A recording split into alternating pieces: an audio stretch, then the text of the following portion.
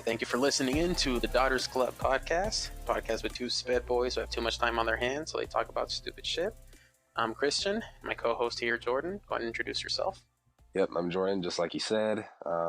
Originally we would have a third person with us by the name of Vernon, but this fuck likes to go out and party every Friday and Saturday night. So now it's just me and him doing it, right? For now, I think it sounds a lot better with him in here, but, some people just need to feel the need to party every single weekend. And definitely, it's a lot more chemistry with three people, obviously. However, he just needs to get his party on, so fuck it. Yeah, you gotta do it every damn weekend, I guess. It never gets old, does it? Every goddamn weekend, Thursday, Friday, and Saturday, the guy chooses to do it. But that's neither here nor there. Let's dive into some bullshit. So the first thing that we wanted to talk about was Avengers Endgame, right? Yeah, I guess we'll start off with that. That's pretty fresh, so we'll go ahead and go into that. So right now, let's see. It's June 21st, so a bit after the release. And are you still feeling it on your end, or has it kind of worn off by now? I'm still feeling it, to be honest. I don't know. I've been watching these movies since 2008, so I don't know, for it to just kind of just all come to an end, after this last movie, just kind of really just kick me in my ass, because now the problem is I'm not gonna have anything to really look forward to, and they're over here talking about Phase 4, they're talking about the Eternals, more Black Panther, more Doctor Strange, more Captain Marvel, and I'm just not the biggest fan of it. I'm not gonna judge it, obviously, but we'll just have to see what the future holds for it.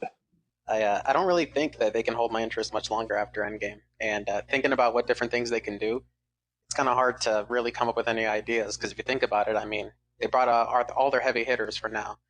And even Iron Man at the beginning wasn't really a heavy hitter originally. Before the movies, nobody really gave a shit about him, but since he became one, Robert Downey Jr., he embodied that character, and he took that character and turned it into something 100 times better. Same thing with Hugh Jackman and Wolverine. Those are literally probably the two best adapted characters on screen that we've probably ever gotten. The other thing is I personally love the movie. There was a couple of things I hated, first off the bat, Fat Thor, and a few other things too that just didn't really make sense. The time travel thing didn't make sense at first, but the more and more you watch it, you kind of figure out that they use their own time travel rules. Instead of it just changing the past, it literally just creates another timeline. And it's also one of those movies you can't think too much into detail about, or else you'll make yourself mad, I kind of came to terms with that because, I can't really lie. The first time I watched it, I was a little bit confused about time travel. And I did actually see a lot of other people had that same, I wouldn't say issue, but they had the same thought as well. And once you think about it and you really pay attention and watch the movie again, which, is easy to not happen the first time because you're trying to soak everything in. I call it the silver screen effect. That's what it is. You watch something the first time, you're wild and amazed by it, and you watch it the second time, you're like, okay, well, what the fuck was that? And why is he doing that? It's the same thing with Batman vs Superman. I'm not going to open up that can of worms, but I was blown away when Batman vs Superman when it first came out. I thought it was pretty dope. And then as time went on and I watched it more and more, I fucking hate it now. But again, we'll go into that can of worms for another time. Plenty of time to discuss that.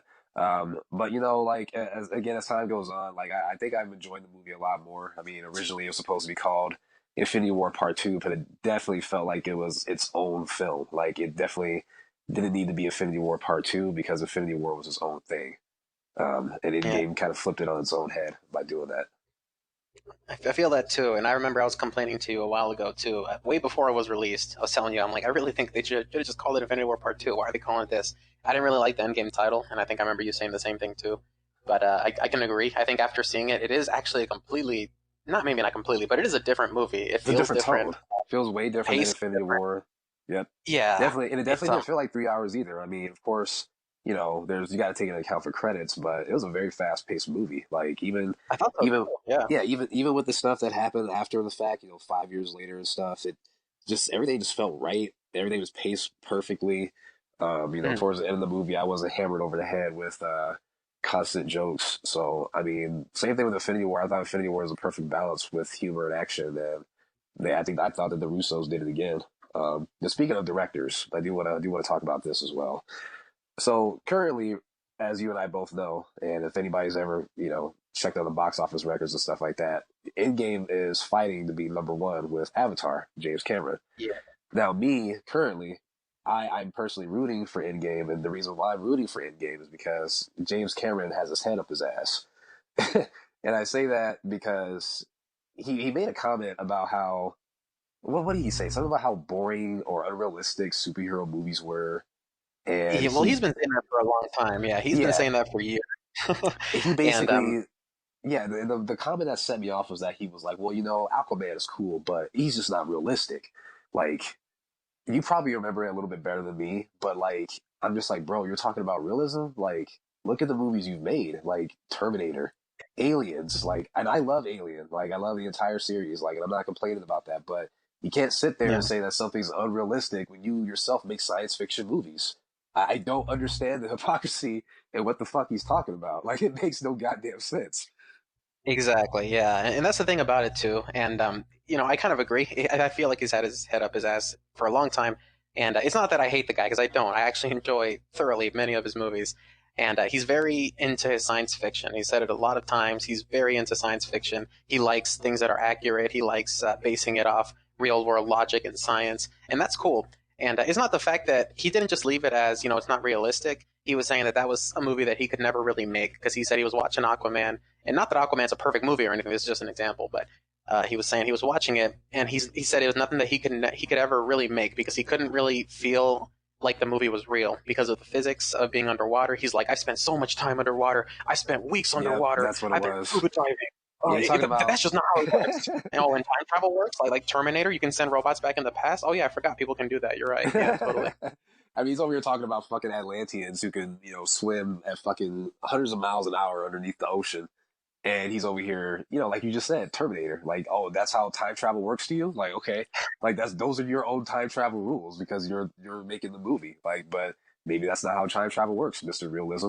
Uh, Yeah. so And really quick, that leads into our last conversation too. Like you mentioned, you kind of have to to really enjoy Endgame, you really just got to take time travel just as it is and not think about it too much, or else you can really sit there and nitpick as much as you want. But did he watch this movie and be like, no, that's not how it works? If he went back in time, that would have changed the future. Like, did he just walk out of the theater? Because that's not how he thinks time travel works. Like, what happened there? You know what I because mean? you're right, he makes his own fucking rules, and that's what it is that time travel either has two theories: is either you change the past or change the past or change the future, or you create alternate timelines and that timeline still exists. It's either one of those two things. And of course movies are going to pick and choose which one they want to abide by, you know because time travel is not really a thing, obviously. I mean, it is, but it's not really, like, it's not something that's been done. And Right. that Yeah, and that I goes mean, there's theories. Yeah. and that goes to my the next topic as well. With Avatar, the and I had to give him props because with Avatar, it came out in 2009. The dude had a script written for Avatar for, I think, ever since like he was making Titanic, and he low key kind of pulled a Howard Stark. He was limited by the, well, what did he say in Iron Man? In Iron Man 2, he said, "I'm limited by the by the technology of my time." And he Yeah. couldn't make Avatar because CGI was not that great, and he waited until 2009 to do it. But the thing that blows my mind is that it's almost at $3 billion for as far as like revenue goes, and Right. it's been a while since I watched it, but I am gonna have to revisit it. I will have to revisit it and see if my opinion changes. But I don't remember being blown away by it. I just thought it was like a pretty cool movie, but I wasn't like, oh my god, that is just like revolutionary good. You know what I'm saying? Yeah, I kind of had the same reaction as well. It wasn't like, all biases aside, I did see it in theaters. I think I saw it twice in theaters. And I never really hated it. I thought it was cool. Thought the effects were pretty cool for the time. I mean, now they're still pretty okay, but I'm not going to act like they're perfect because they are dated. Obviously, it's 2009. But I mean, it was all right. I didn't really think it was anything groundbreaking or worth however much money it made, you know? Well, and that goes into perspective too. 10, 15 years ago, movies used to be in theaters for what, 6, 7, 8 months, if they were doing that good in the box office, and then Long they ass. would get Yeah. prepped. They would get prepped for home release. Nowadays, it's 2019. We're in the digital age. Everything's coming out digitally first before physical copies even come out. If a movie's doing decent or standard release time, it's in theaters for 3 months, and then it comes out digitally, and then 2 weeks after that, it's out for home release.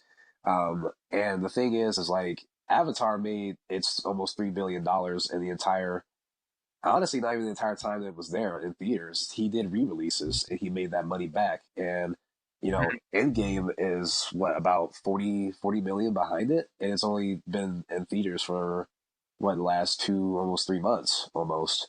But now Yeah. they're kind of cheating. They're giving us DLC with the movie, and they're re-releasing it next week with added footage. But you won't catch me seeing it because I saw it twice over the weekend. Yeah, same here. I saw it twice, not opening weekend, but I did see it twice as well. And you can say what you want about the adding extra footage and re-releasing it. I kind of agree with all the criticisms. Maybe not all, but I do agree that it's something that's you can obviously tell they have not maybe an agenda, but they have a goal there. But when it comes down to it, it's almost like how people count for inflation back then, like, oh, the dollar used to count Yep. more. It's almost like back then with theater time. Like Avatar was in theaters for a long ass time. Yep. So the And fact that then it was Endgame made it re-released punch too. yeah, and the fact that it made it in this amount of time, it's almost like it counts for more. You know what I mean? Oh no, Because I it was like agree. such a short time. I definitely agree. Like, it was such a different time back then, and the fact that I feel like it definitely is the highest grossing movie in such a short period of time. Like, there has not been any other movie that's around that has made that much money in such a short time span. There's just nothing. There's no other movie compares to it. Um, and then God, what was I I gonna mean, it's an say? event. Yeah, it's definitely an event. Speaking of events, I don't know. Maybe the listeners can offer their opinion, their own heads or to us. But I had to buy my tickets a couple weeks. I think I bought mine like 3 weeks in advance because I knew that this was just going to be such a cultural phenomenon, and I did not want to be in the front seat.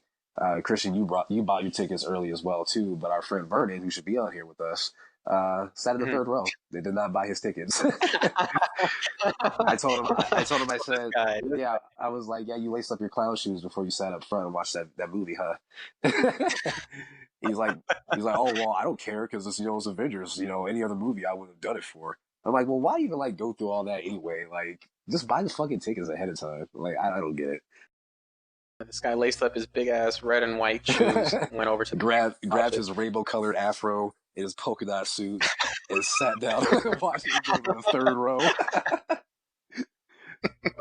And I mean, and I guess in retrospect, kind of sounds silly, but I don't think I'm exaggerating when I'm saying this is going to be something that in the future people are going to mention about, like, oh, back then I saw the original Star Wars come out, or I saw Yeah, the original OG. it's It's going definitely to be one of those comparable. It's definitely comparable, and I just wish our kids were around for this kind of thing because this is our thing. Like, just imagine what is going to be things. their Right. thing when they grow up.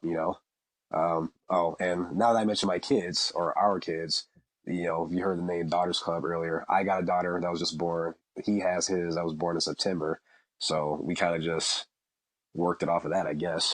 Speaking of our daughters, aren't you happy they are in the disaster known as Dark Phoenix that was recently released to great box office success, beating Avengers Endgame? Yeah, for a movie that's what 200 million for a budget, it barely made 209 currently. I don't really honestly know how to feel about that. I love Days of Future Past. I fuck with James McAvoy and Michael Fassbender heavy as Xavier and Magneto. Loved them in Days of Future Past. First Class was great. But I don't know what the hell's going on with this. Never saw Apocalypse though. I literally saw like the first like 20 minutes of it, and like I have not watched anything since then. I don't know. I don't know how to feel about it. What made you not want to watch Apocalypse? I mean, I saw it, but what kind of stopped you? It just looks janky, man. Like, and well, on Janky? top of that, it didn't help that I was in a hospital watching it, so like I wasn't at home watching the movie. So like, of course, when I left the hospital, I was like, oh, okay, good to go home, and I was like, but wait, do I want to go back and watch Apocalypse? And I was like, I don't think I do, so I never did. Yeah. Yeah, well, I mean, it is what it is. And to be honest, I never really was super into X-Men. I'll watch the movies when they were on when I was a kid. I liked their first one. I remember thinking it was pretty enjoyable. Second one, I actually thought was good too. And whenever they were on TV, I'd rush to watch them. Why not? Three, people say it's terrible. I didn't really think it was that bad. I have a friend who says that he liked this movie more than he liked Last Stand. All right, I was about to say. I mean, I didn't think it was terrible, but I didn't really enjoy it as much It's as not the the first best two. either. Definitely not the Yeah, best. yeah, that's how I kind of feel. And when it came to Apocalypse, or I guess I'm skipping one, but First Class, I actually haven't seen that one, so can't really say much about it. You haven't seen Uh, First Class? What the fuck, dude? That nah, movie's I haven't so. seen it. Watch it. It's good. Like, Well, it's I guess I actually can. good. Like it's actually like a good movie. Like Everybody says that. I don't know. Every time I see anything about it, it looks kind of eh. It's not that I don't want to watch it; it's I haven't had the time. But it's on my list. I'll check it. I will forever think Days of Future Past is the shit. I thought it was a shit when I saw it. And I don't Yeah, me know, too. I thoroughly enjoyed that movie. It had a perfect mix of the past and future. But speaking of past and future, let's not forget how fucking inconsistent Fox is when it comes to Wolverine's origin story.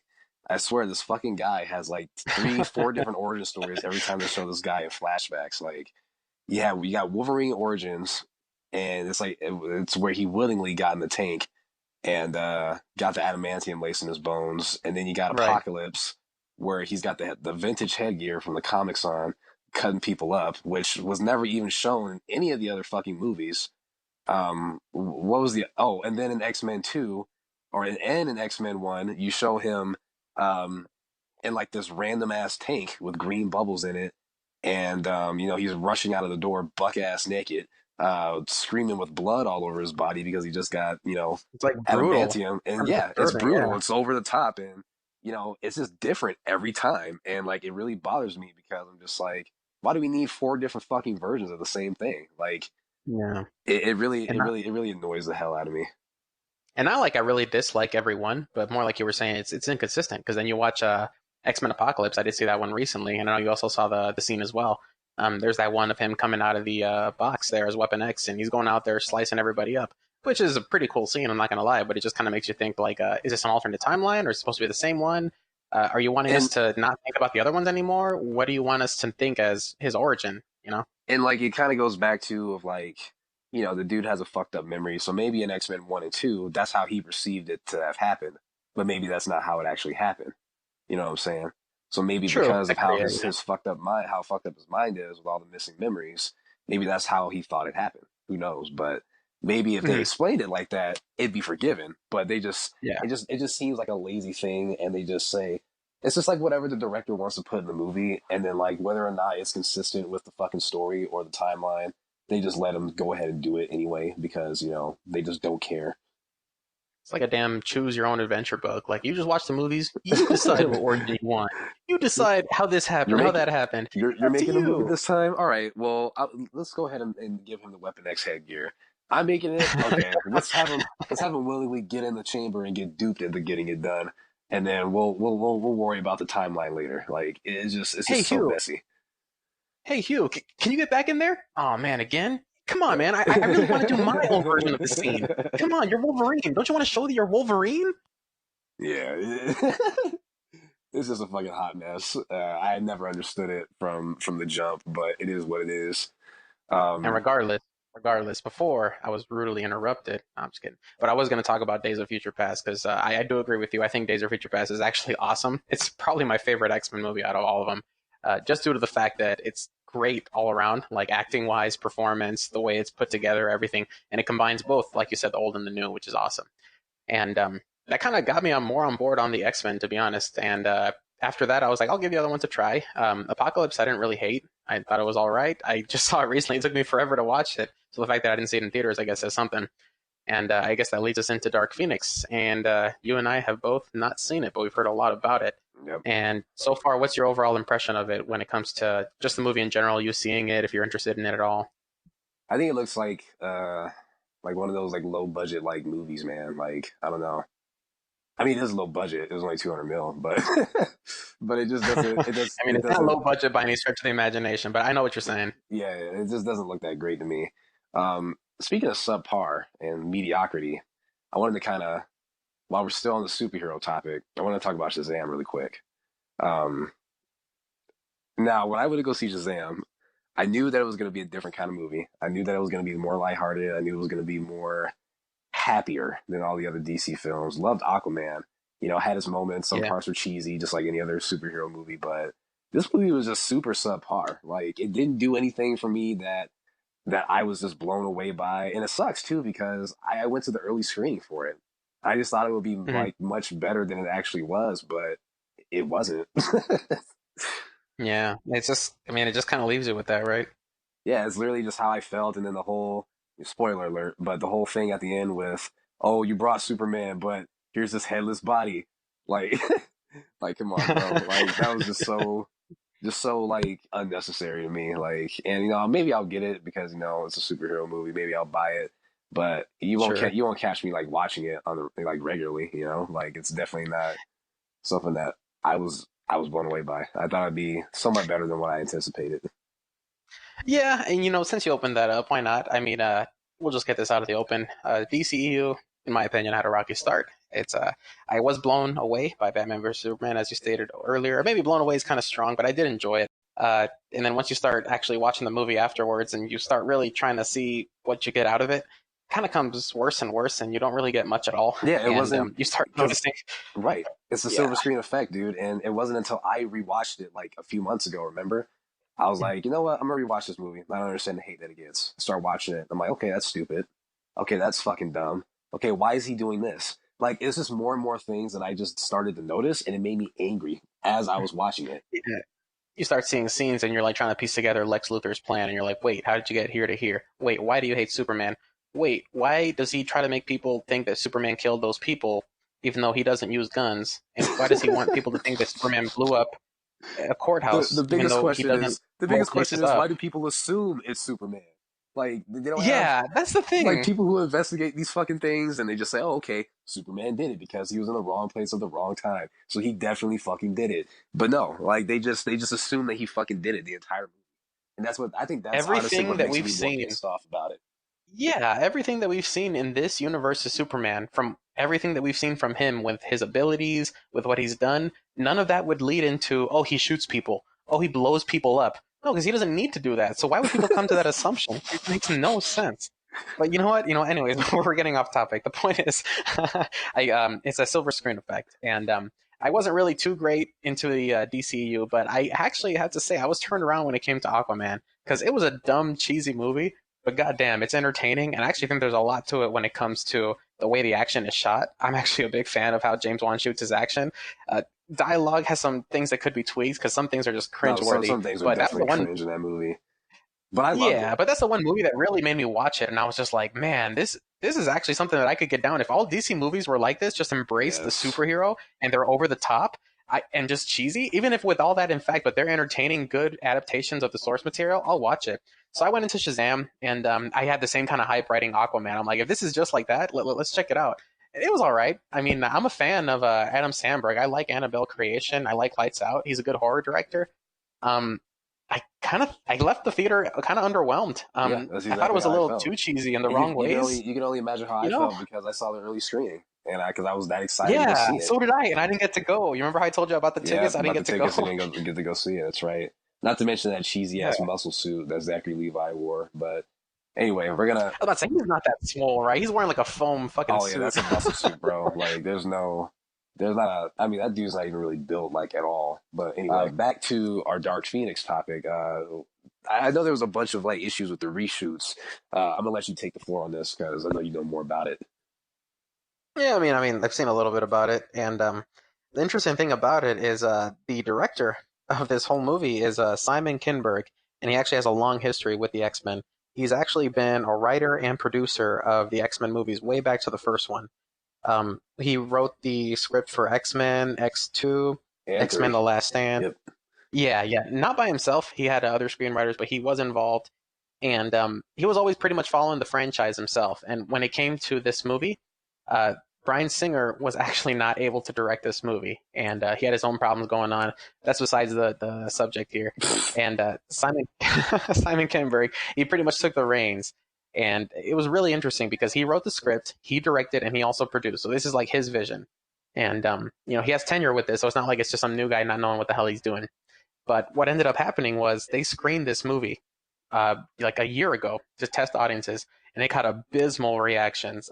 People thought it was bad, and people thought it was very boring. And it's not something that's just like rumored. It's actually here that's documented by the studio, which is pretty interesting because they actually revealed that they did reshoot a scene at the very end of the movie, and they reshot this scene, right? And it's at the very end of the movie. It's a train scene, and I haven't seen the movie, so I can't say exactly what happens. But I have seen a lot of people talking about this. How there's this big epic action scene that happens to be with Dark Phoenix, and it's this big gigantic climax, and it's this very energetic scene with things happening with her, and also the other X Men figuring out how to deal with the problem. And they added this scene in post because they thought the original ending was very boring and anticlimactic. And you see a lot of the people's reactions, and a lot of them are saying that the whole movie is pretty boring and you're not really invested. And then all of a sudden they have a really cool action scene at the very end, and they're like, well, what the fuck happened? Like, this seems like a different movie. And, and, you can almost imagine that, when you paste this awesome scene into the end of a movie, you're just like, what is that? And apparently they tried to do that to save it. It doesn't seem like it was. For the most part, it seems like it was too little, too far late. gone. And yeah, but by the time you're there, it's not really going to do much. And that's a shame because I really think that this could have been something special. Once I'll see it, I'll actually have some more thoughts on the movie itself. But this really could have been something. This was supposed to be their end game. When you think about it, this is the end of the Fox X-Men saga. Right. And now they're trying to get them into by the all MCU. accounts, Yeah. yeah. So this is the end. This is supposed to be the finality, and by all accounts, this is just anticlimactic, which is a shame because I think that even though it's had some bumps along the way, it's had some gems. Logan is fantastic. The Deadpool movies are good. Even X-Men 1 and 2, I think, are really good movies. No, so it's not like it's a terrible franchise. 20 years later. Yeah, I agree. It's not a terrible franchise. So it is what it is. But this is something to think about in the future and see where it goes from here. But yeah, that's what happens with the franchise. Can't have our cake and eat it too. And that honestly goes into our next topic of Godzilla. Yeah. And I'll start off by saying this: 2014 Godzilla was a good film. Don't get me wrong. However, I just felt like I was getting too much of humans. I don't know. Like, I remember you, me, and who else? It was you. We actually saw it together, right? It was back in 2014. You and me saw it, and it was actually you and me and with my girlfriend Julia, which was hilarious. Yeah, she did come and stay with us. So yeah, we saw that, and I think we walked out the theater feeling underwhelmed. But I know that we didn't hate it, but we just wish there was just more monsters in it. But King of the Monsters really, like, oh my god, it was so fucking great. Like, it was everything that the first movie should have done, and it definitely makes me appreciate the first movie way more because of how much action was in King of the Monsters. And you know what? Really, really quick, before we get into King of the Monsters, just to kind of sum up what my thoughts are here about the original, it's really interesting because I actually felt the same way when I watched the original back in 2014 when I did now, which is very rare because I actually have my opinions changing a lot. I either like a movie a lot more as it grows or I like a movie a lot less. And I remember Godzilla exactly as I did when I watched it back in 2014. I had the same thoughts. I enjoyed it. I thought it was actually very well directed, very good movie, technically. And performances weren't bad. I thought the effects were great. I was just kind of underwhelmed by the amount of Godzilla. And, a lot of people will point to, it's the Jaws effect. You don't want to show the monster too much because you show the monster too much, it's not scary or it doesn't have any tension. That's fine. And, it's if you have that opinion, I can see that. But I still don't think it was enough. I mean, it wasn't like overload Godzilla, like the fucking the Roland Emmerich movie or something. Like it's too much. It's just like it's over the top Godzilla and it's cheesy. It's not like that. But I still felt like if you want to show us, human interaction that ties into the story, I'm game. Show me that. But show me the story or give me something that I can hold on to that will lead me the way through. And I love Bryan Cranston.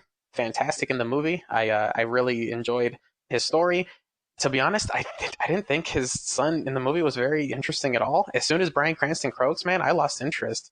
Did you have that problem, or was that just me? I didn't lose interest. However, I just kind of felt like it was, what's the word I'm looking for? I obviously, like, I knew, like, okay, his dad died, whatever, but I just felt like, that's why I got cucked in the movie. Like, as the whole scene at the airport in Hawaii, right as soon as shit's about to pop off, it goes right back to California.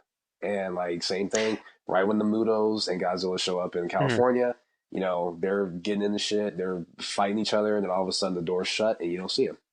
If it was a little bit more like Pacific Rim, like maybe it had some action and then it had a lot of dialogue with people, maybe if it was spaced out that way, I think I'd be okay with that. But that's not what we got in that movie. Yeah, I think that's kind of what infuriated me because it's not so much that I hated Aaron Taylor Johnson or what he was doing with it. It's just that when it came down to it, it was just I like Bryan Cranston's passion. He was really into it. He lost his wife. You could tell he was very dedicated into finding out what the fuck happened. He's trying to figure out if he can get a reason to why his wife died. I really enjoyed that. And then you see the rest of him, and it's in the army with his son, and that's fine. Whatever. There has to be a reason why he ties into Godzilla, right? He wouldn't just be there if he was an average Joe in another country. fine. But when it came to the actual battles, like you said, we were waiting for a long time, and things start picking up. And then as soon as we see that part in the airport, we get that big panning up shot to Godzilla.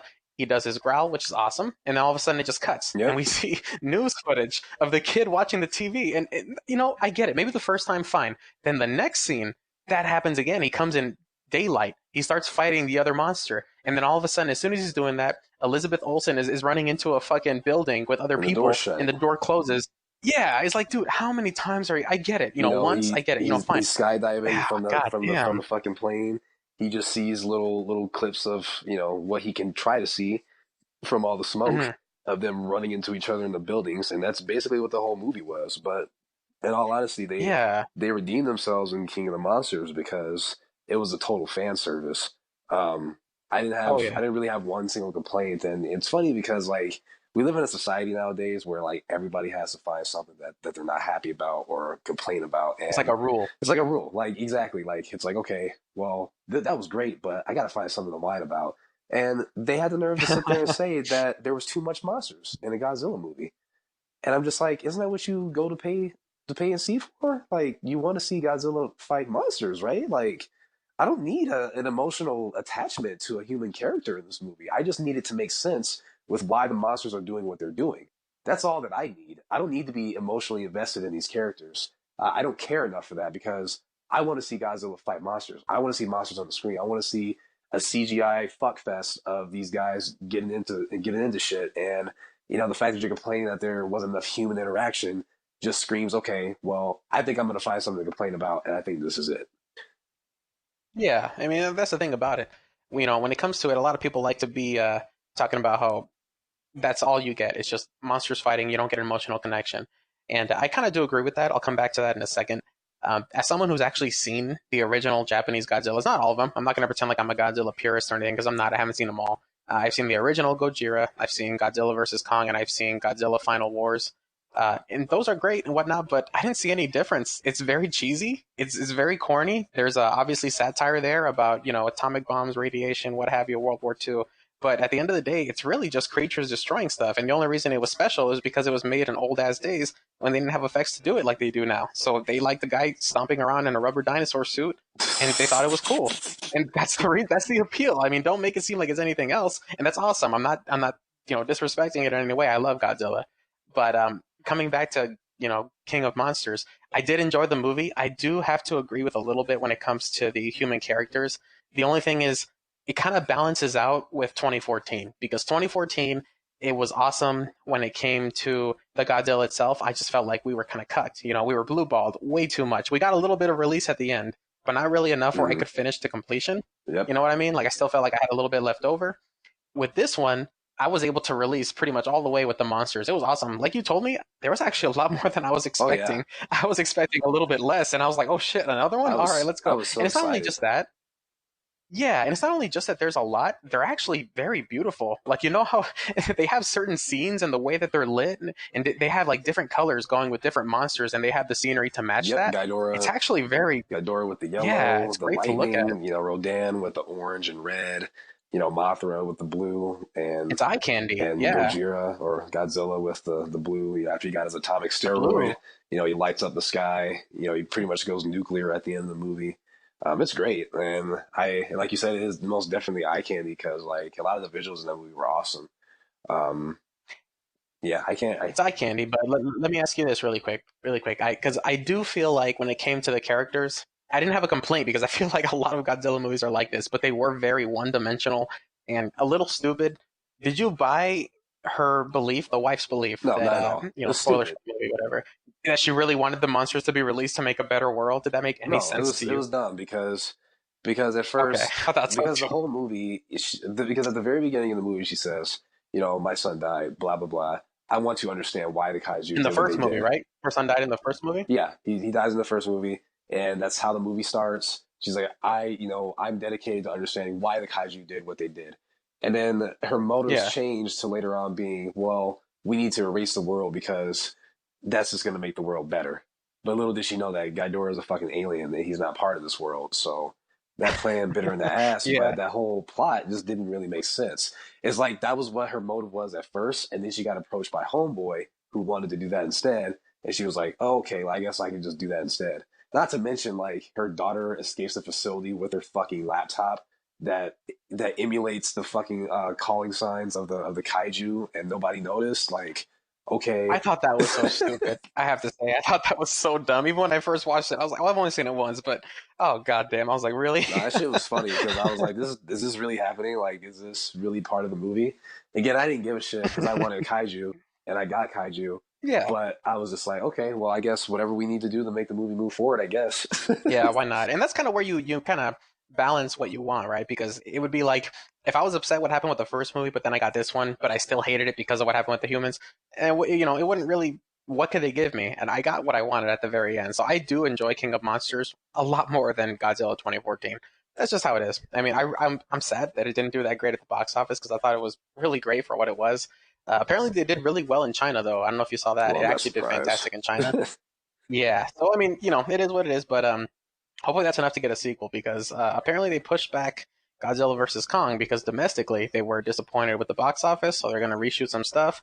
I don't know if this is true, so take this with a grain of salt. But from what I've read, rumors is they saw too many complaints about too much monsters and not enough humans. And the last one was too much humans, not enough monsters. So now they're tweaking this, and they're apparently taking scenes out of Kong versus Godzilla, or the opposite, to try to make it a balance of both and really appease both countries. So we'll see. I don't know. If that really happens, I mean, that'll suck that we don't get enough fighting. Or, if it turns out to be a great movie because of it, then that works even better. But I'm down for that one either way. I agree. Skull Island was great, by the way.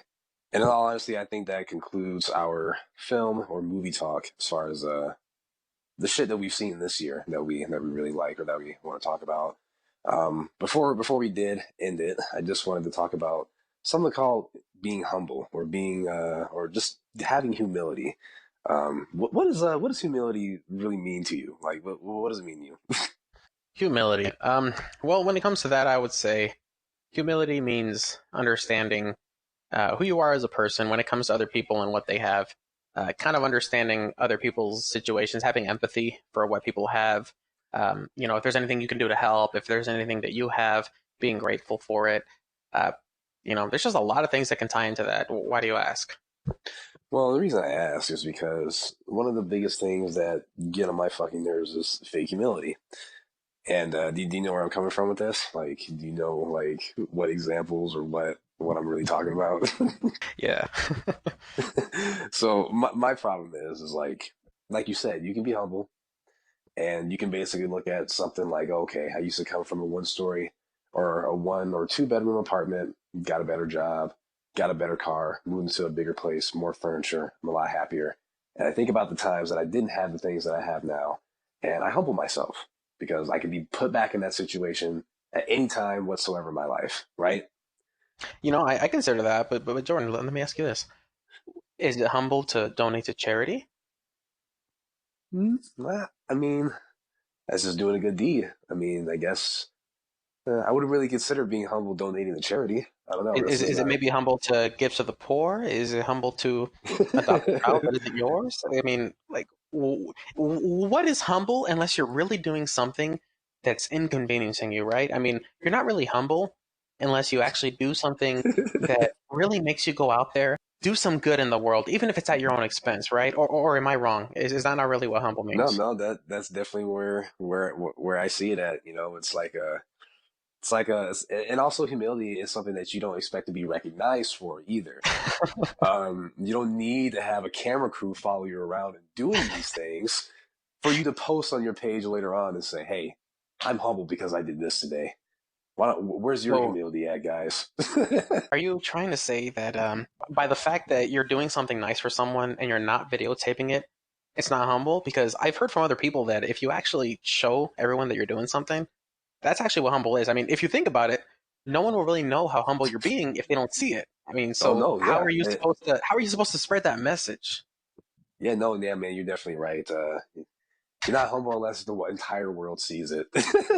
I mean, that goes back to people where they, let's just say, like, okay, the and I'm gonna try and be as politically correct as I possibly can. But like, it goes back to the fact that when people tape themselves asking a mentally challenged person out on a dance, and they get this whole thing done, or they give a gift to somebody that's, Oh maybe yeah. mentally challenged or something like that, something of that nature, and they have somebody follow them around, record the entire thing, and then they upload it on their Facebook. And for whatever reason, it catches wind, the news picks it up. People, eat it up like it's cake. And my thing is like, you could have still done that, but you didn't have to record it. My only indifference with that, and hear me out, is let's just say you did the good deed that you wanted to do. You just say, damn, I really want to buy that person something, or damn, I'm really going to do this for them. Do it. That's great. And that's something that's coming from the kindness of your heart. Now, if a random person saw that act and decided to record it and upload it, then that's okay. Because you're not doing it for the sake of being recognized for it. You see what I'm saying? There's two different there's two I different mean, people in this world, you know what I'm saying, when it comes to that. it's like two different almost purposes if you think about it. I mean, sure, when you watch it, it seems like why else would they do that? I mean, they wouldn't do this if they didn't want to, right? I mean, the only reason they're videotaping it is to spread the message, which we've heard before. I mean, you've heard that from other people who've told you that, right? Like you've criticized this before, and some people say, "Well, you just don't understand. They're trying to spread the message. What's Right. wrong with spreading the message? Jordan, tell What's me, wrong with what's being wrong with spreading the positive? message?" And the thing is, there's definitely nothing wrong with being positive. I definitely feel like that there should be a lot more optimism in the world than pessimism. I definitely agree. But would he still do it? Would he or she still do it if that camera wasn't following him around? Think about that. Please think about that. Because 9 times out of 10, if that camera was not following them around and they weren't getting taped and they weren't getting the likes and the comments and the attention that they were getting for doing it, they wouldn't be doing it. And that is. No, you're wrong. You're wrong. It's just a testament to how much they do this. The only fact that you're seeing it this time in camera, it's just that there happens to be a camera. But they do this every day. They don't even work. They just go out and give money to the homeless every single day. That's right. You'd They only work at understand if you they were work at humble. soup kitchens. They rescue thousands of cows from being mistreated at the farms as well. They don't even have a day job. They just do these good things out of the kindness of their heart, and they're homeless before they let anything else like this happens to anybody else. All jokes aside, guys. Uh, These are just our personal opinions on how people seem to act, and I think it goes back into social media as a whole. Yeah, I think it goes to that as well. Obviously this this was a big joke, but when it comes to it, I think a lot of it is the fact that everything has to be seen, and it's not something that I'm personally a fan of, but I don't really feel like other people are wrong for thinking that. But everything has to be seen. If you're happy at your home, it has to be seen. If you're with someone, everybody has to know. If you're doing good at your job, or you have kids who are doing good, everybody has to know, which is great. But then it also comes down to people having to announce when they do something good for people, and we've just happened to see it to the point where people need to post books about how good they are to people, so everybody else knows that they are humble, that they understand, what life is worth. And it's almost to the point where, like, if you're really doing all this, are you being, are you being a hypocrite? Are you being contradictory to what you're trying to spread at this It point? If it you're really trying almost to it make sure almost everybody looks sees like your message, are you it really almost humble? it almost looks like satire or like sarcasm when they do It's that, like a because parody it's of like a itself. parody, exactly. And honestly, that's just, like I said, one of my favorite sayings is that the jokes write themselves, because they really do. I mean, you look at a lot of stuff in life, and then it's just like, okay, well, that's funny because A, B, and C happened, and I didn't even have to make a joke about that because that's how funny it is. And like, Uh, you've told me before that you've stopped on your way to work or wherever, and you've helped somebody out with a flat tire or something. Did you feel the need to post it so everybody else can see that you've done that today, or no, pats on the no. back? I mean, just to give you another example, I mean, me and my wife were on our way from the 60 and about to get on the, I'm sorry, on the 101, about to get on the 60, going west towards like Gilbert and stuff. And Yeah. this woman rear-ended somebody, all her airbags deployed and everything. And I mean, neither me or my wife decided to post on Facebook that my wife went out there and helped her. I just, again, like, there's just certain things that you don't really need to post about. Like, why, like, even post about it? Like, I don't understand. Like, the only things that I really post about is, I'm a gym rat. I love going to the gym. I talk about comic books and shit. We really just spent like 30 minutes of this talking about bullshit about Right, comics right, and fucking obviously. movies. Those are the kind of things I like sharing. I like posting. I like posting my kids. Like, oh, I got married or I got engaged or I'm having another kid. But it's just like there's just special moments in life that I just feel like sometimes don't need to be shared. Like every time you go out with somebody or your significant other, do you have to post it? I mean, if you do, Every you single can. time, I yeah. mean, And it's and not that like you ties back. can't post it every single time, but it's just like, every single moment that you're together, or like, this is our 1 month second day anniversary. This is our 1 month fourth day anniversary. Because people do that. You know what I mean? It's kind of absurd. Oh no, there's definitely people who do it, and those are the people who are super insecure with what they have going on in life. But those are that's another can of worms for another time. Another can Um, of worms, and I think you and I can both agree that if you feel the need to post that you're being humble, then at the end of the day, is that really being humble? I guess that's the question that's being asked, right? it's definitely not. I don't care what anybody says. It's not. So it's not even a question. It's just no. That's it. If you have to post it, it's not Hey humble. Is man, that what you're that's saying? just me though. Like I said, other people's got their own opinions, but There you go. Hey, this is if not you mine. if you have to post every single time that you do something good, if you only feel the satisfaction when you let everybody else know, then hey, that's you. Nothing wrong with that. It's just funny to read. That's all. Oh yeah, it's So, definitely a funny situation to read. Definitely. it's just know that other people might find it amusing. That's all. But nothing wrong with that.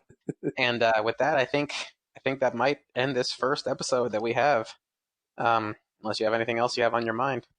I don't know. Is there anything else you wanted to talk about? No, this is just a first go at this. I think it was pretty great. We talked about our first topics here, but again, this was the Daughter Club podcast.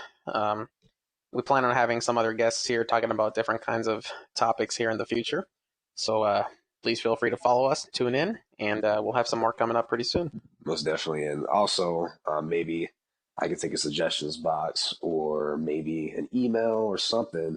Like if you guys want to hear certain shit, if we get enough of a following, that'd be cool. If you guys want to hear certain topics, we'll definitely talk about it. Um, doesn't really matter. I mean, the whole point is just for us to run our mouths for about a good 45 minutes to an hour and just go off of that. So, yeah, Yeah, why not figure something out? Yeah, we'll do something. Hopefully, we get some other kind of input on here. But yeah, I think that's it for now. So thanks for tuning in, and